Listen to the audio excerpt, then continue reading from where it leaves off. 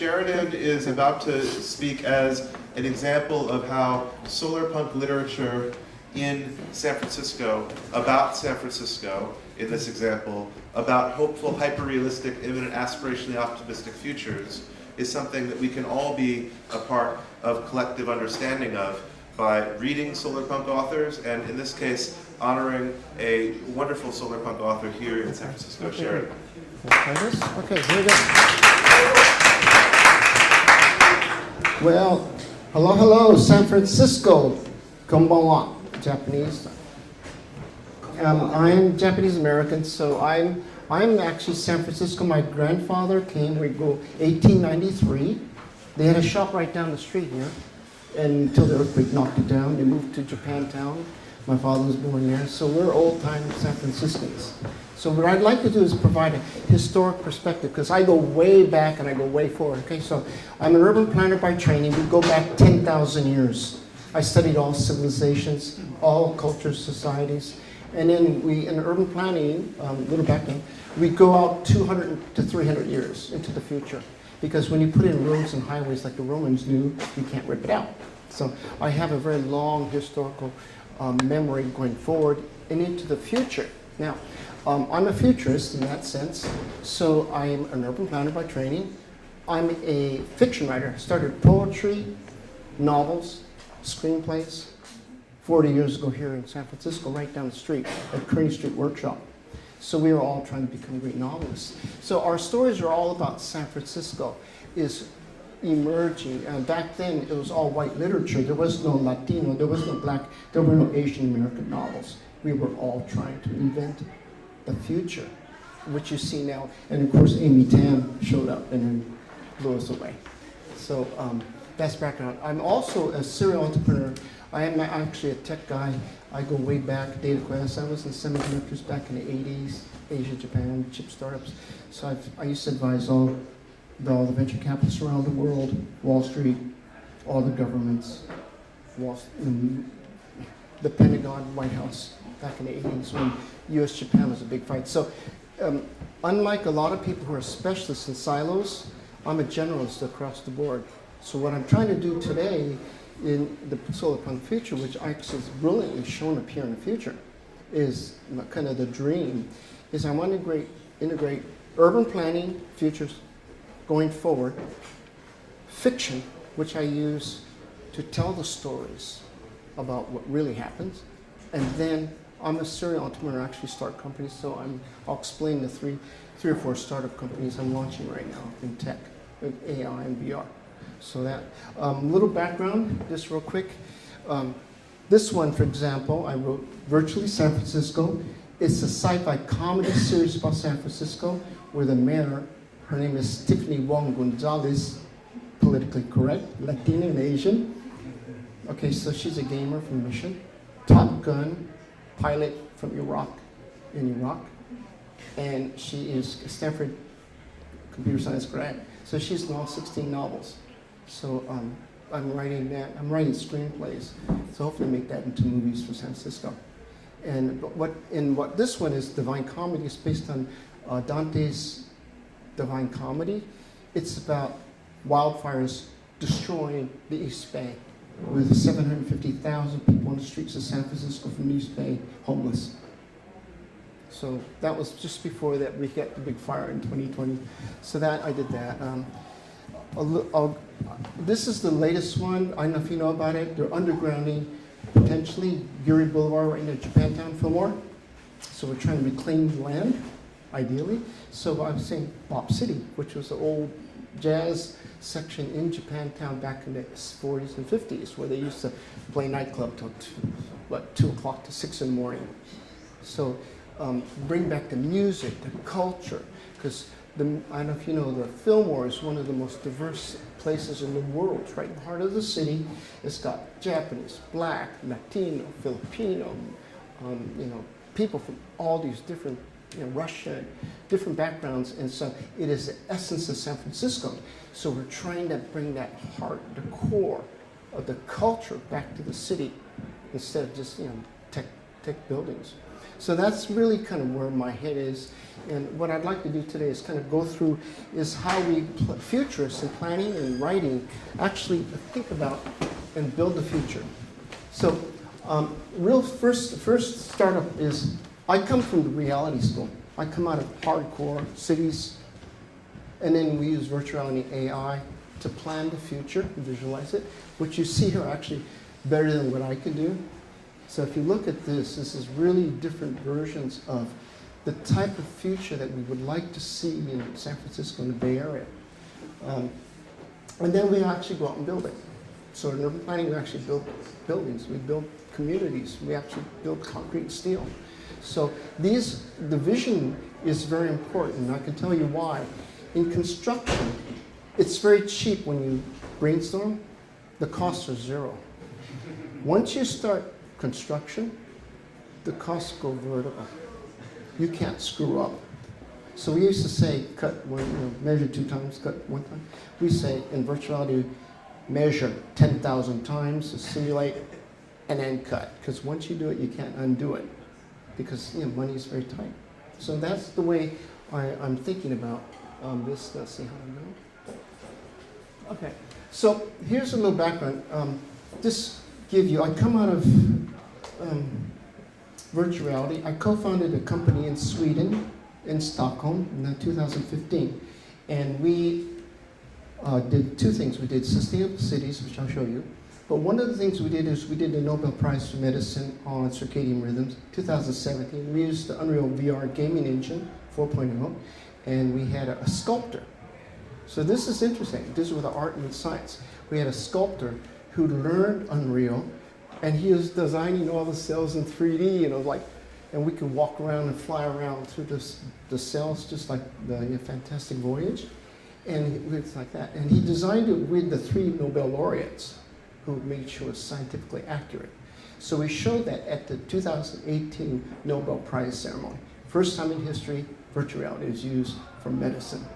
And virtual reality, I actually spoke to a woman who's a former professor of art cardiology at UC San Diego. And she said, when she looked at it, she goes, you know what this virtual reality is? I said, what? She goes, it's the immersive microscope of the future. I said, what? She said, you can show data? I said, you can show whatever you want. You can climb through it? Yeah. Can you walk through a cancer cell with your patient? Yeah, we do it all the time. Why? That's the next generation microscope. And the medical industry doesn't realize it's a microscope, a 3D microscope with any data now with AI. So we're going to see some pretty radical fundamental changes in not only medicine, but in city planning, because the 2 are merged. Now, so what we do is we navigate through the human cells, and that's how we study it. And it's really fun. In fact, we were actually going to print out pictures of it and sell them, because if you look at the inside of the human body, it looks like art. It's beautiful. It's like just like all this. So we were actually thinking of making big posters and doing our medical art, lungs, cells, and when you see the inside of a body, it's pretty impressive. Especially when you fly around it, it's like the cells are there. The body is just beautiful, the way it's designed, and the way it interacts, and the way it responds to pressures. So that's it. Now, what we did here is we, this one, well, I don't know if we can go into this. Let's see. Oops. I don't know if I could get this.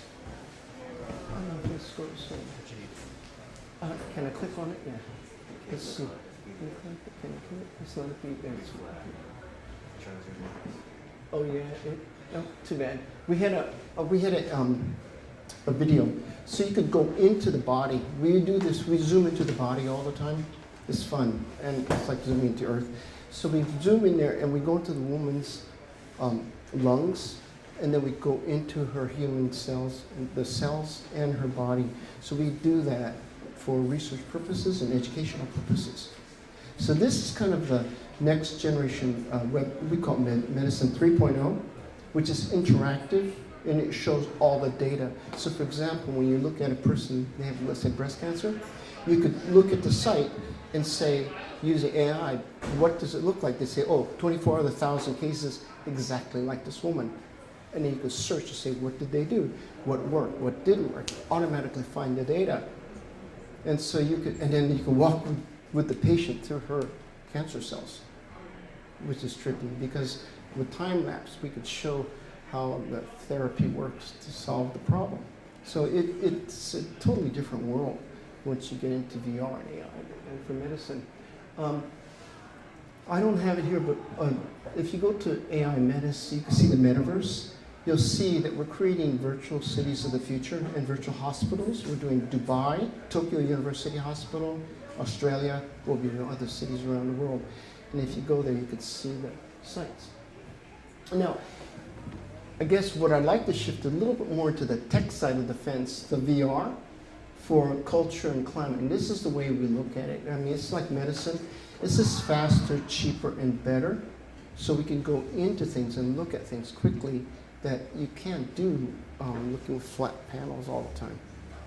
So instead of an X-ray, you just go zoom around in the body. And this is quicker. So that's one advantage. And then the other innovations is that we can use the AI for all the data search. So when we're looking inside the body, we could bookmark each part of the body and then do the search. So we could find everything, all the chatter, the videos, everything ever done about something similar, which you can't do today. Now the other one is the AI art for avatars and music and sports, which I'll talk about, and then merchandising.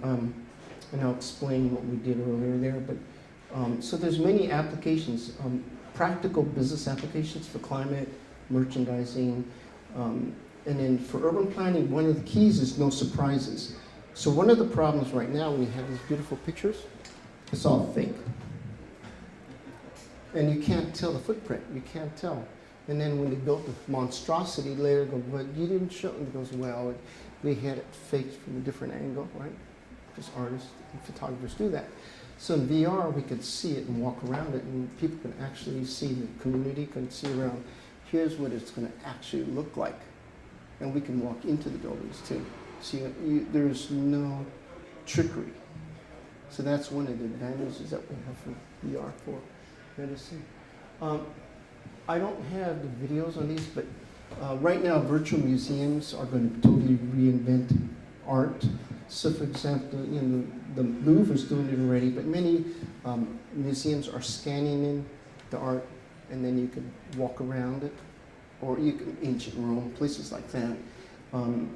What's really interesting is that now they're reviving the dead using AI avatars.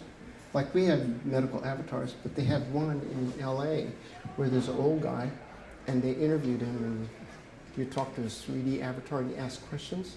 Let's ChatGPT basically. And then he tells you about his stories, so you can ask whatever you want. It's a little eerie for me, so sometimes we don't want to make it too realistic because you get that, you know, that uncanny valley look. It's almost like a zombie. So we have to somehow, oftentimes, avoid super realistic.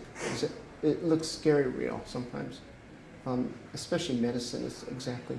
So when we do it for education purposes and history, oftentimes we'll make it more cartoonish to not have this kind of weird feeling like you're talking to a zombie.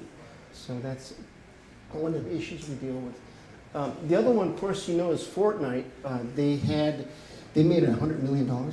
So what we did actually in Stockholm in 2016 is we created our own auditorium, because we didn't have the money, so we just created an auditorium.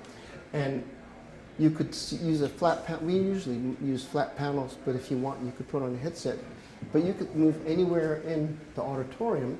And then we had a rock group from Stockholm, which we had recorded in the green room, and we dropped them on the stage. So when you look at it, you think, oh yes, you recorded the group in this auditorium. It goes, the auditorium doesn't exist. We just made it up. and you could actually change the paneling and everything, and you could sit anywhere. And what I liked is I'm a guitar player, so you could go up to the rock group, and I was sitting right next to the musician, and he's jamming away on his guitar, and I could see the fingering close up. You can't do that on a stage.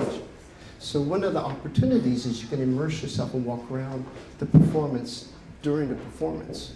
Like a dance performance, you can walk around among the dancers actually when it's going on. So we had a lot of fun doing that. The good part is that musicians don't need to rent an auditorium. Think about that. So you can create your own. We had our own auditoriums. We have beaches, whatever you want, and then we would just drop the band in there or the musician. And they owned the auditorium. It's virtual. And then the good part, you could record it and you could see it forever. So it's just like YouTube. You just like click on it. So what the future of entertainment is people dropping in the 3D avatars and the music and just streaming it live and it's pay-per-view. So let's say you put on one performance, you charge $1 per person and you get 10 million people, so you make $10 million off of one performance. It's not bad for a rock group, and you didn't have to pay the auditorium fee, right? So it's pure cash going right into the band. So one of the opportunities that we see is to help monetize the arts. Painting, sculpture, especially musicians, dancers. So one of the opportunities in San Francisco is to set up these virtual performances which are real. We have both real, these augmented reality and virtuality, but we monetize everything in the VR. The reason why is that the trouble with AR, you have to come to the location. If you're in Brazil, it's pretty expensive to come to San Francisco, which is why we have TV. In VR, you don't have to, you can be in Brazil and watch it at home. So then anybody can see it worldwide. So that's the biggest difference. It's like television, the Super Bowl, or the Rose Bowl parade. But the difference is you can monetize and sell anything you want, the performance, and it's just recorded live. So I think that's going to be one of the big financial breakthroughs and how we think about things. Now, the other one is time travel, and I write about it in my novels. So I'm writing San Francisco. It's two ways. One is fantasy is if you were to be an urban planner and renovate, let's say, this whole Fillmore, what would you do? And we can create it in detail. So for example, in Sweden, what we did was sold apartments and homes, social housing for the Iraqis, refugees, 150,000. So it took a year to build housing in Sweden because of the design. We could knock it out in a couple of hours. We could design the whole building just in a couple of 2 days. And they could start building immediately. So we could cut the development time from 1 year to like 2 weeks for rapid housing. We did that in 2016 in Sweden because they had 150,000 Iraqis. So you could do it for social housing. We also did it for regular housing. One opportunity is we showed you could do time travel. Okay, so this is what we did. We sold regular Swedish homes, and inside you have everything in there, and you could walk around, see everything in high res. We had a rock band going on, playing music, television, 3D sound, the whole ball of wax. There's a party going on. Okay. We could show the tracking of the sun any day of the year in history. And he said, what do you mean? He goes, okay, so if you buy the house now, on January 12th, 2027, at 7 o'clock in the evening, this is what the sun's going to look like exactly, and we can do the clouds too, and you can see the lighting you need and everything. So we used to do that all the time. And we used to do time travel. We could take your house 100 years into the future. All right? And we could also build it out 100 years into the future. So there's just a lot of flexibility in using this for urban planning. Now, so the way we think about things, and this is where I think comes in, is if you look at what this is really the center, the concepts of the future, the ecotopia we call it. So what we do in real world is we take the real city, we scan it in, and then we take the models, and then we start adding new buildings and changing it around. and it could go into the future or into the past. Example, if you had Market Street, we could scan in one block of Market Street, okay? And we could do two things, just two things. One is time travel. We could take Market Street with old pictures and build 1880 Market Street and show the carriages in detail based on old photos. So we can do that. We could also show Market Street in 2600. What does this look like? It's all green or whatever. Okay, so we could do that. And you do your time travel in VR, and it changes real fast. So it's a little trippy because it's real because we use it for actual housing construction, not just like TV and movies. So that's where the time travel. The other one is cultural. All right. So for example, you could walk down. We could do it easily on any section of Market Street, Mission. We could say, let's say Market Street. Okay, give us a Chinese version of Market Street. Bam, the whole thing's all Chinese. Like the Chinese took over, or a Russian version, Russian, or a gay version, gay, or like a woman's version, all women's, right? So we could show the whole thing in detail for any culture or combination of culture that you can't do in the real world right now. But you use it for more for conceptual ideas, for planning. So that's really what we do, and it gets close to fiction now at that point. So when you're planning the future, you can, okay, VR and AI, you can create anything you want. So the problem is not the technology anymore, it's the lack of imagination and a lack of will and a lack of collaboration. So everybody, like the conversations I heard with Andres, with what he's doing, and then with Dave's comments earlier about the future, is that the collaboration is everything, and I can tell you why. I've worked with the tools for the last 7, 8 years. They change all the time. They get better all the time, more powerful. But it's not that, because you can give a monkey like a tool, and you'll get whatever. It wouldn't really have any common sense. Really what matters is the human intelligence and creativity and collaboration. That's everything, because the tools are so powerful, trust me, they are really powerful. For example, let's give you one example. No, I've never seen it. So in one of my novels, I wrote about Chinatown. And I said, oh, the Cal students do something cool. And I go, what they do? Okay, so we got the Chinese New Year's parade, right? The good old Chinese New Year's parade. You walk into the gate, and what do you see? The Tang Dynasty.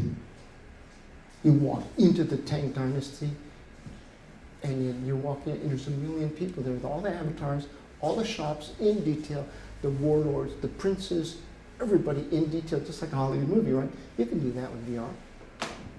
Nobody's ever done it. And one of the other novels I did, you had all 13 Chinese dynasties. You can go to the Qing Dynasty, the Ming Dynasty, the Song Dynasty, whatever you want.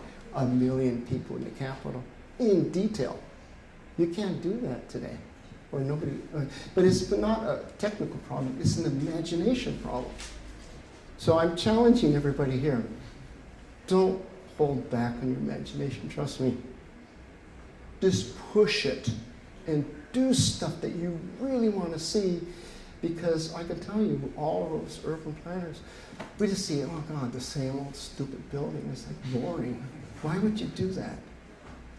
Why don't you create something beautiful and useful, or something like really engaging here, where I'm saying, I want to live in this, I want to be here, I want to meet my friends here, I want to party here, I want to dance here, I want to do really neat things here. I don't want to live in some stupid building that's flat and boring like today.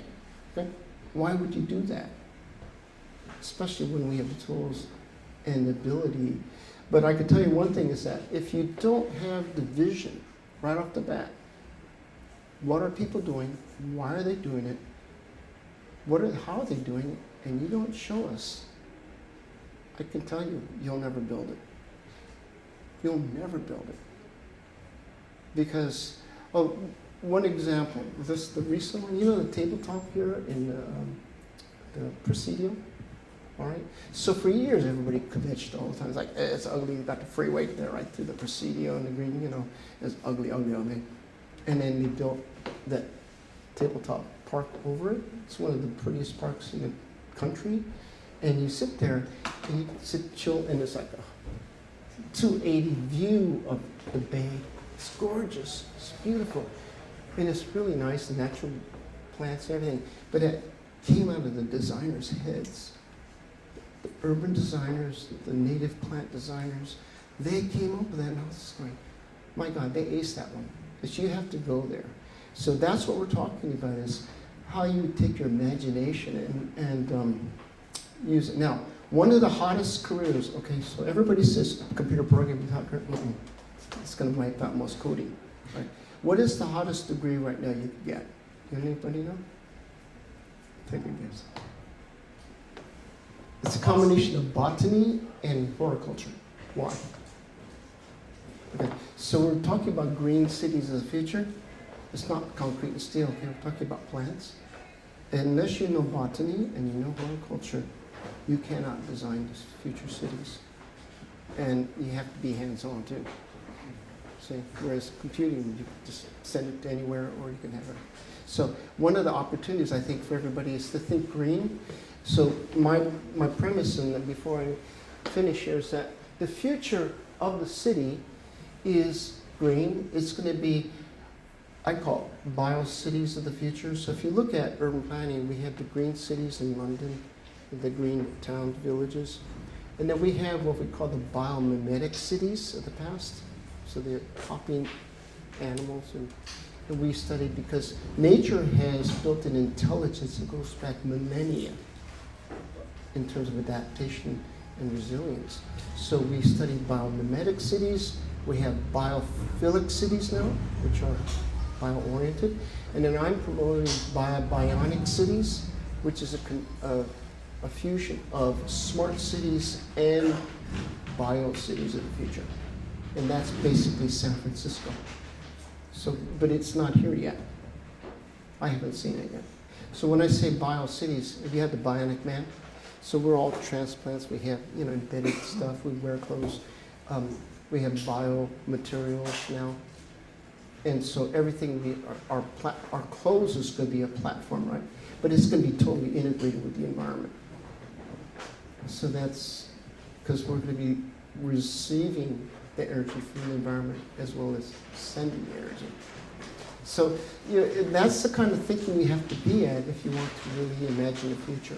So I think that's what I would like to leave with, is that I think one of the opportunities is that I believe that the 21st century, if we succeed, we will see the bio-renaissance, or biocultural renaissance in San Francisco, which is more of a green world integrated with arts and culture.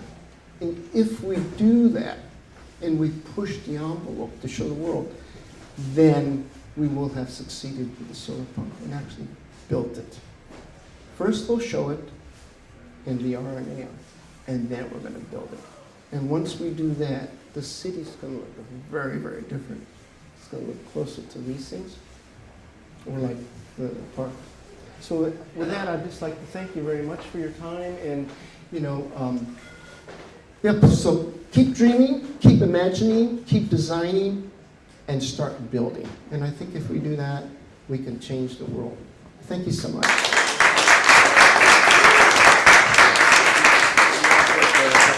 Okay, some questions? Yes. Two or three Okay. questions. So thank you for a wonderfully imaginative, inspiring, and mind-blowing talk.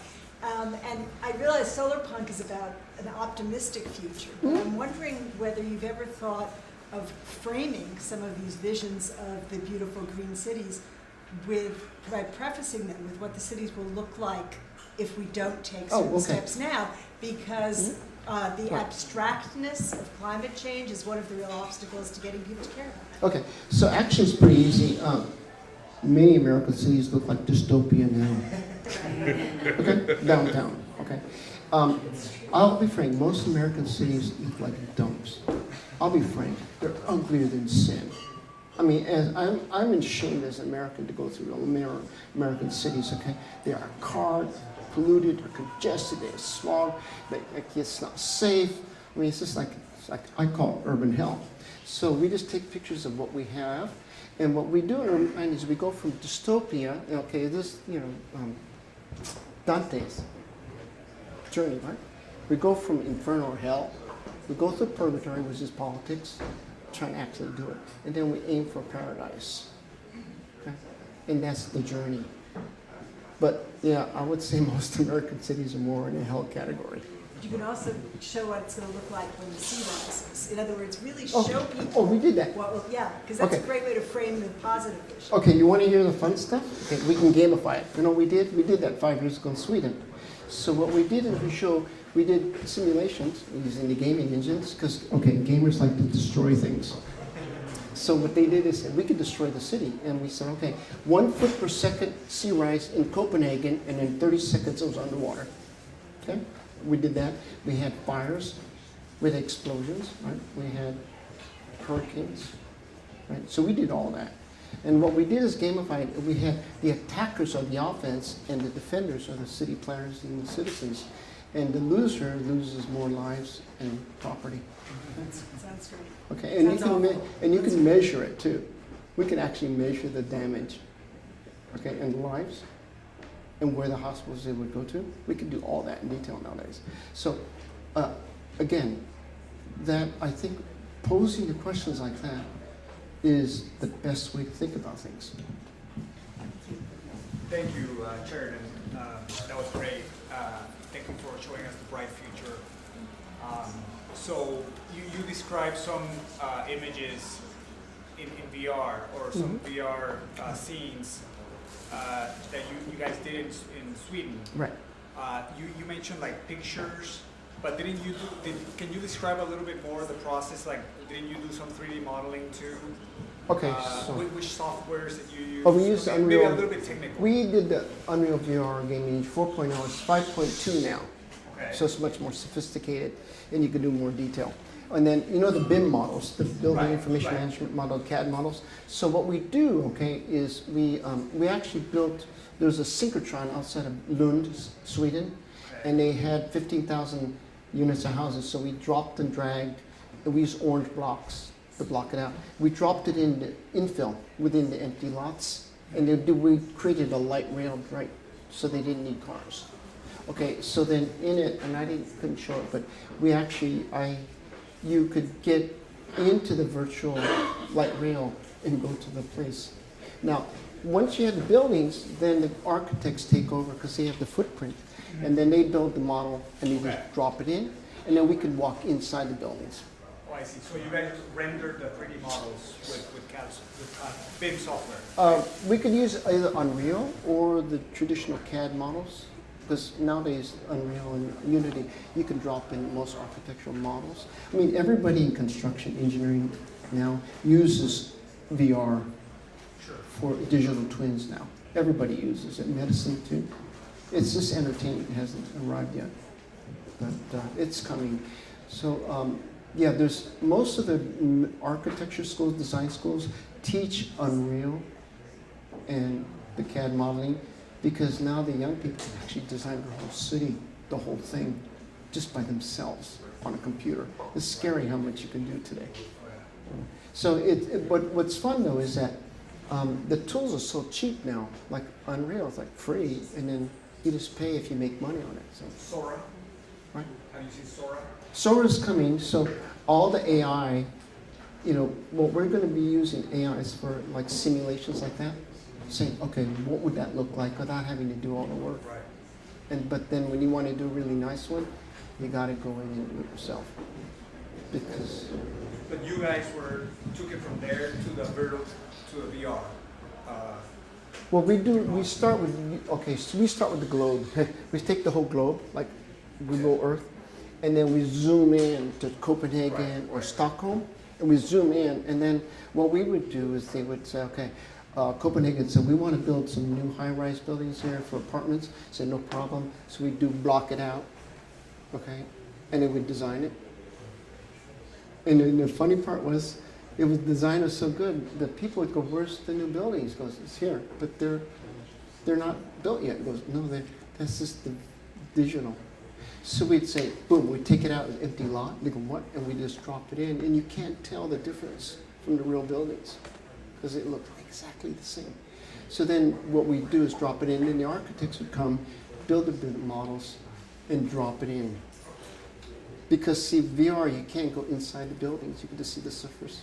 But once you have the architecture models, you can walk around in, you can go to the elevator, you can turn on the lights, you can open the refrigerator, you can do anything you want. So it's like being in the building, really is. So we used to sell condominiums, tricked out, and the woman loved it because they go, we want this long deck, we want the refrigerator over there, we want the lighting here, and they would design everything with us. So they just loved designing their own house. So that's what we did 5 years ago, and now it's even more sophisticated. So I think the future's, the key is you don't have to be a VR developer now. Okay? So what we do is say, be a visionary, a conceptual person, and what are you going to do and why? The most important, why are you doing it? Who are you going to do it with? Work together, do the vision, and then work with the developers because they can knock it out pretty easily. Because they're all gamers, and most of them are half unemployed right now, looking for work. So game developers are easy to find. But the hard part is the visionaries. What we're seeing here, what this whole conference is about is wake up, imagine the future, draw it, show it, talk about it, and really kind of think about it. If you had the ideal city, what would it look like? That's what we want to hear about. Because I have no clue what everybody wants. So until you show me and begin to describe it, then I go, oh, okay, I understand. And then it's easy as a planner. You know? Do you have a good source to get that data? Like if I wanted to get that digital twin of San Francisco, is there like a good place where you could just like, you just go to Google Maps, can you get the 3D models out of that to put in? Yeah, Google Models here, you can't monetize it, but there are a lot of commercial models too of downtown. Okay. And you can actually rent it or license it and then build your own and make money on it. So, I mean, like, I don't know if I need to make money. I think like for the purpose of inspiration, if I'm just like inspiring someone, like I think it'd be cool to do it based off of the real city. Oh no, we did that all the time. We did that like 5 years ago in Sweden. Sweden is like 4 years ahead of us in sustainable cities. Okay, so like they're tree huggers literally, and they actually have really beautiful things. So what we did is we would design all the beautiful parks and walkways and like all these beautiful buildings using VR, and we'd go out and build it. So we did it like 5 years ago in Sweden, and it's a little bit, I hate to say it, the US is kind of slow behind, I hate to say it. I haven't seen good virtual models where the community can look, but we did that in Sweden 5 years ago. So I would like to see more community input in collaboration. Oh, by the way, the best one was Pier 70. Okay, so they have Dog Patch, so south of the gate there. So there's an old factory there, and I was involved in the city planning for that one. I'm not hired, but went to the community events. So they hired a New York developer. So guess what happened? It was ugly, and all the people, San Francisco, they said, "What do you think?" And he said, "It's ugly. This is not New York. This is San Francisco. Just tear it down and do it over again." So you know what we did? So the New York people were very polite. They said, "Okay, you tell us." So they had all these workshops. They had parties and music and all. We sat around and they had all their whiteboards and drawing, just like what we're doing here. And we said, "This is what San Francisco wants, right?" And they actually designed it, and they came up with the final thing, and it was perfect. Can you believe it? 70 community groups gave them a thumbs up. And the city planning department goes, "This is the first time in history. San Francisco's usually fight. They can't agree on anything." He goes, "This is the first project where we got all 70 to say yes." Because we provided the input though. We were actively involved. They didn't just drop it on us. So the key is that if you want anything done in San Francisco, you got to squeak loud, you got to get involved, you got to participate, you got to tell the cities what you want, how you want it, and you bring people in like Pier 70 did. If you do that, then the city will respond and do what you want instead of some crazy design from outside, which is the worst thing you could do. All right. Okay. And I'll tell one more story, because I like to tell stories. This happened for real. I did the housing plan, ADUs, we call granny huts, 1978, City of Monterey. 31,000 units of housing. We added 10,000 backyard units, okay? So while I was walking around Cannery Row, and the chief planner goes, Sheridan, what would you do with this place? You know, what's wrong? He goes, well, there's a lot of shootings, drugs, gunning, dangerous. It's like trash. It's like the Tenderloin on a bad day.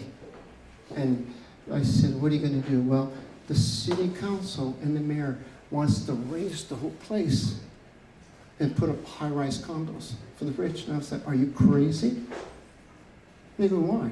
I goes, this is a national monument. This Cannery Road is the only one in the world. It's famous. I said, I wouldn't do that. I would do historic preservation and get the community involved to do little shops and all that. And he said, you sure? I said, trust me. Go to Baltimore, go to Boston. They renovated the waterfront, right? Make it Monterey, not some stupid like condo from elsewhere, because you could find it anywhere in California, right? So they actually did it. And then I said, oh, by the way, you need a big anchor hotel, like an anchor. And what do you mean anchor? Like, you know, a shopping mall? And they said, what do you mean? A big player. So guess who they found? Monterey Bay Aquarium. Okay, Julie Packard. So Julie Packard came with $100 million. It says, okay, we're going to build the Monterey Bay Aquarium. That's the anchor for Cannery Row. And that's what happened.